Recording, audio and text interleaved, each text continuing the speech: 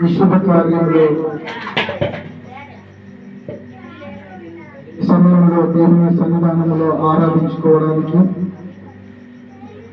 దేవుని నామాన్ని ఘనపరచడానికి రాత్రికాల సమయంలో చేసిన ప్రయోజనులకి మరియు నా ప్రతి సహోదరులకి, నా బంధుమిత్రులకు, నా చెల్లెళ్లకు, నా తోమిత్రులకు, ప్రతి ఒక్కరికి యేసుక్రీస్తు నామములో ఈ రాత్రికాల సమయంలో శుభాభివందనాలు తెలియజేస్తున్నాను.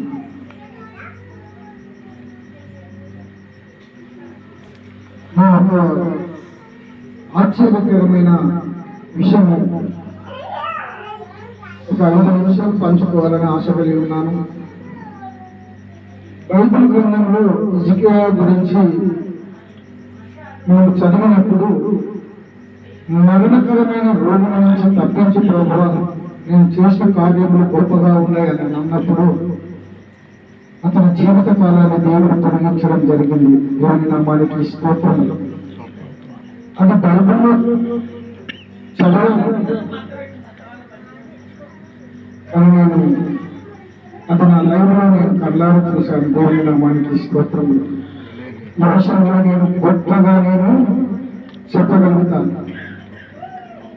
2009 సంవత్సరం మార్చి 12వ తారీఖు మా వివాహం జరిగింది. వివాహం జరిగిన 2 నెలల తర్వాత నేను కొన్ని కారణాల వల్ల మాల్కి వెళ్ళడం జరిగింది. అంటే వ్యాపారం దగ్గర మాల్కి వెళ్ళడం జరిగింది. అక్కడ చెల్లె ఫోన్ చేసి, అన్న పెద్ద పరిస్థితి బాగలేదు,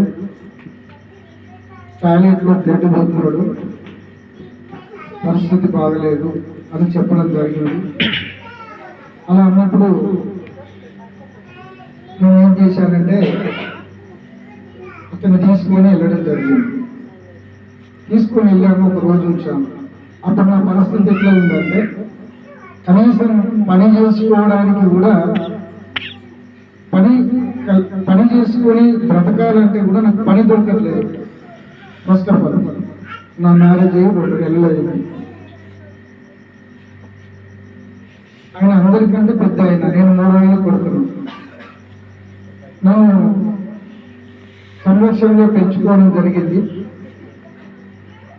పెళ్ళైన 2 నెలల తర్వాత నేను అక్కడ నా పరిస్థితిని బట్టి అక్కడ చూస్తే, ఆ రాత్రికాల సమయంలో నేను ఒక 100 రూపాయలు సంపాదించడం జరిగింది మాలు ప్రాంతంలో. 100 రూపాయలు సంపాదించినప్పుడు దాన్ని తీసుకొని వెళ్ళి ఒక 1/4 కిలో చికెన్, మటన్, కొన్ని రైస్ తీసుకొని అక్కడ వండపరచడం జరిగింది.